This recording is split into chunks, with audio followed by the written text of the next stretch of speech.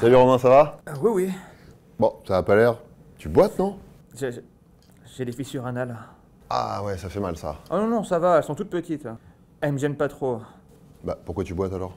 J'ai mis des endives pour les soigner. T'as mis des endives dans ton... Oui, oui, j'ai vu ça sur Instagram. Ah, t'as vu ça sur Insta alors? Des endives en salade quand même. Ah non, non, non, entières, c'est important. Eh oui, bien sûr, oui, c'est important.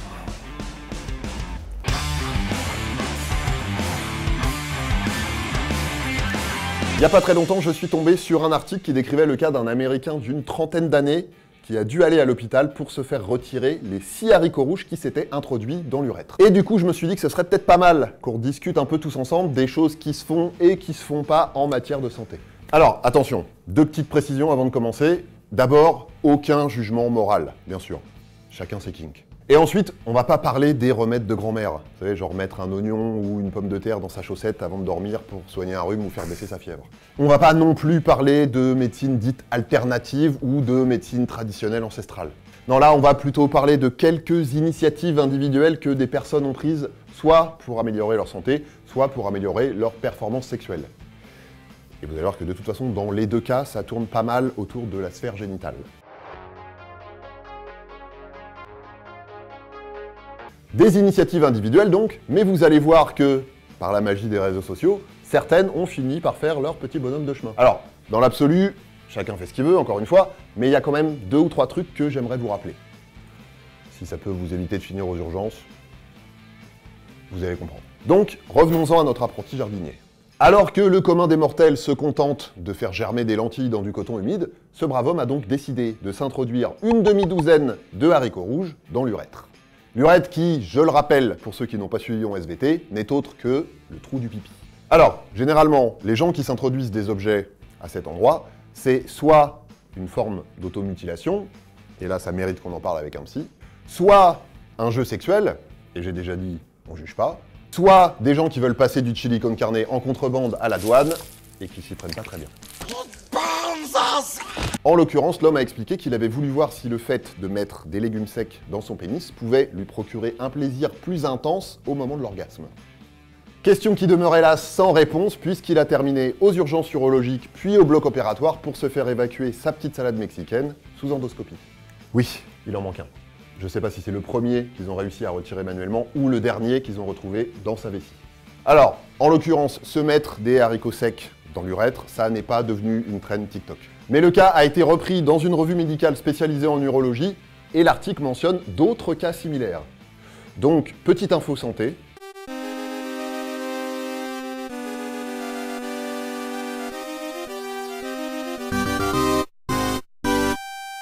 Il est fortement déconseillé de s'introduire des haricots rouges ou toute autre sorte de légumineuse dans l'urètre. Alors déjà, je le rappelle, les haricots secs, c'est des plantes grimpantes. Mais le risque de ce genre de pratique, c'est surtout l'infection. Un corps étranger qui reste en place comme ça dans l'organisme, ça attire les germes. Et là, avec la vessie juste à côté, paf, infection urinaire, ça peut remonter jusqu'au rein et ça peut même carrément finir en choc septique. Oui, le choc septique, c'est quand une infection est suffisamment importante pour finir par avoir des répercussions sur la circulation sanguine. La tension artérielle, elle baisse et du coup, les organes ne sont pas irrigués correctement. Au bout du compte, le risque, c'est de décéder carrément. Sauf si ce qu'on s'est mis dans le tuyau, ça le bouche complètement. Là, dans ce cas-là, on sera obligé d'agir avant d'en arriver là parce qu'on fera une rétention urinaire. J'ai envie de pisser. Et ouais, si le trou du pipi est bouché, le pipi passe plus. Et ça pique.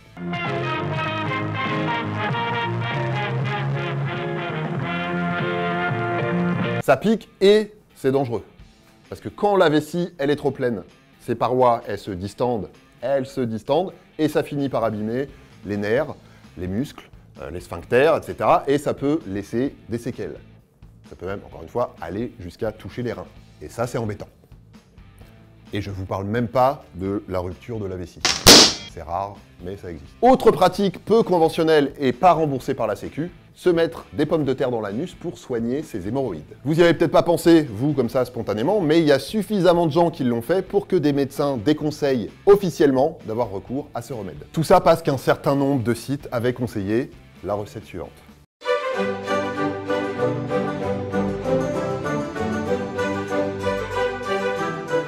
lavez une pomme de terre et pelez-la scrupuleusement. Taillez-la en bâtonnets d'une taille à votre convenance. Placez les bâtonnets au congélateur. Insérez un bâtonnet dans votre rectum pendant 30 secondes et recommencez l'opération pendant 3 à 5 jours. Impeccable. Alors pourquoi ça n'est pas une bonne idée? Eh bien d'abord parce que ça ne va pas soigner vos hémorroïdes. Je vous renvoie à la vidéo que j'ai faite sur le sujet, le lien est dans la description. Ça c'est le premier problème quand on a recours à des trucs farfelus pour régler un vrai problème de santé. Ça soigne pas. Donc ça s'aggrave. Et pour rester dans le cas précis qui nous intéresse, les hémorroïdes, c'est fragile. Donc aller les titiller avec un truc long et dur, c'est pas une bonne idée.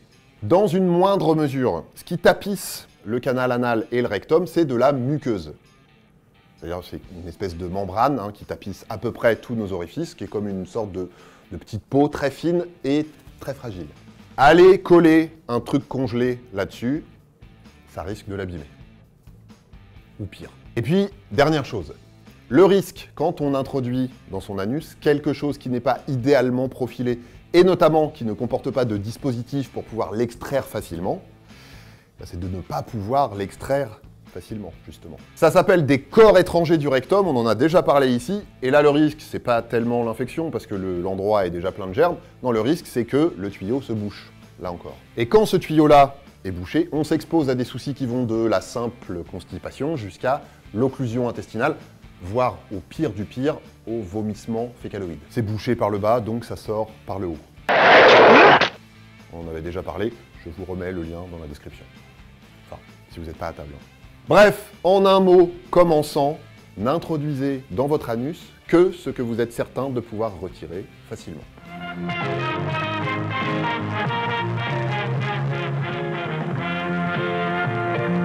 Et pour soigner vos hémorroïdes, un médecin.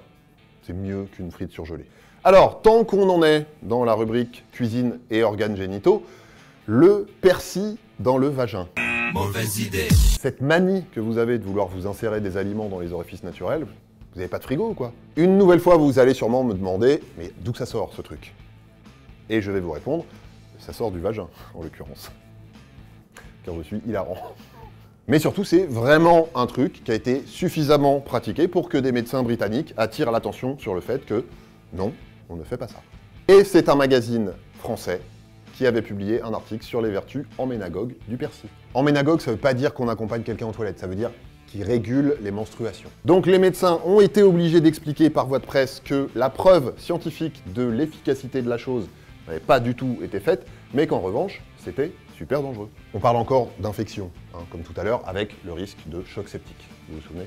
Donc, pas de persil dans le vagin. Oh no. Pas de yaourt pour équilibrer la flore. Oh no. Et pas de douche vaginale au vinaigre de cidre. Oh no. Je vous jure, j'invente rien, ça existe vraiment. Vous pouvez chercher. Pour toutes les personnes qui possèdent un vagin. Je veux pas mansplainer, c'est pas moi qui le dis, c'est les spécialistes. Plus on le laisse tranquille, plus il est heureux, le vagin. Dans un cadre sanitaire, je veux dire, sinon ça peut être l'inverse, mais c'est pas le sujet. Donc, en gros, les lingettes intimes, les douches, les lavements, les vapeurs vaginales, etc., ça fait plus de mal que de bien à la flore. Le vagin, il a une fonction auto-nettoyante et il évacue tout ça dans les sécrétions, donc ce qui est conseillé par les spécialistes, c'est de nettoyer la vulve avec un savon doux classique et de laisser le vagin s'occuper de l'intérieur. Globalement, c'est valable pour tous nos autres orifices, on les laisse se débrouiller. Sauf la bouche. La bouche, c'est pas vraiment un orifice, donc vous pouvez y aller. S'il vous plaît. Pour clôturer le chapitre culinaire, le vinaigre de cidre, décidément, ça ne fait pas grandir le pénis non plus. Spoiler, rien ne fait grandir le pénis. Donc faites avec ce que vous avez. C'est-à-dire, pas juste un pénis. Allez, un petit dernier avant de se quitter, c'est plus ancien, pour le coup vous en avez sûrement déjà entendu parler, le Perineum sunning. Alors bon, c'est plus trop la saison, mais vu qu'on en reparle tous les étés, et au cas où vous auriez des petites vacances au soleil prévues bientôt, le Perineum sunning, c'est ni plus ni moins que se faire bronzer l'anus. Enfin, exposer son anus au soleil. Pour le coup, c'est quelque chose qui a été relayé par de nombreuses personnes sur Instagram, des influenceurs trou de balle sans doute. Mais attention, c'est pas à visée esthétique. L'idée, c'est pas de se faire griller la couenne pour l'avoir bien dorée. Non, l'idée, c'est de faire le plein d'énergie. D'après les apôtres du bain de soleil anal, in a mere 30 seconds of sunlight on your butthole, you will receive more energy from this electric node than you would in an entire day being outside with your clothes on.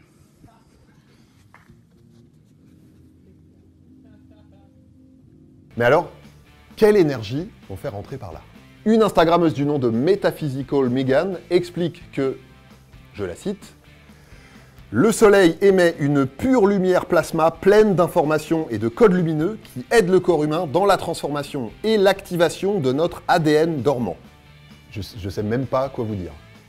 À part que, évidemment, là encore, les médecins disent que ça ne repose sur absolument rien de scientifique. Bizarrement. Et puis aussi, deux choses. Premièrement, si vraiment c'est un truc qui est destiné à être exposé au soleil, pourquoi notre anus est orienté vers le bas et planqué entre deux fesses? Ah. Et deuxièmement, on parle encore de muqueuse, là. C'est hyper fragile. Même si c'est juste 30 secondes, c'est pas une bonne idée d'exposer ça au soleil. Surtout que bon, si c'est tous les jours, au bout d'un moment, dans le doute... Bref, je laisse le mot de la fin à une dermatologue. Just don't do it. Globalement, avant de suivre un conseil santé que vous avez trouvé sur les réseaux sociaux, qu'on vous a donné à la terrasse d'un bar ou n'importe où, renseignez-vous auprès de quelqu'un dont c'est le métier. On aurait pu aussi parler de cette personne qui s'est injecté son propre sperme dans les veines pour soulager un mal de dos, ou de cet autre qui s'injectait du ciment dans les fesses pour les raffermir. On aurait pu parler des gens qui boivent leur urine, on aurait pu parler de plein d'autres trucs encore, et peut-être qu'on le fera dans une autre vidéo. Mais retenez déjà ces quelques petits conseils que je viens de vous donner sur ces petits trucs santé à éviter si vous voulez effectivement rester en bonne santé. Voilà, DTC c'est fini pour aujourd'hui, on se retrouve très vite pour de nouvelles vidéos. D'ici là, prenez soin de vous et prenez soin des autres, mettez-vous bien et surtout, portez-vous bien.